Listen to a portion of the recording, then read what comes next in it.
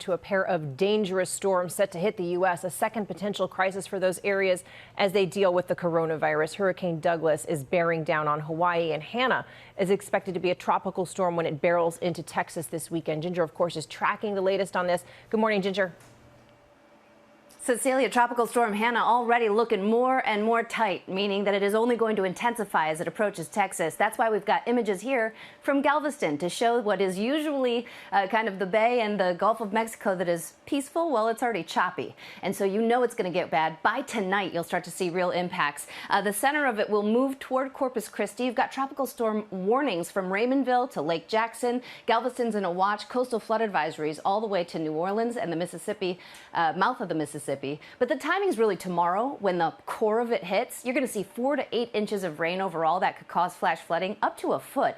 And then it starts to die out toward the end of the weekend. But remember, even as it dies out, there's more storms. And Douglas looking like a beast. Michael, high swells by tomorrow in Hawaii, and we will see some impacts over the weekend. We'll keep watching this.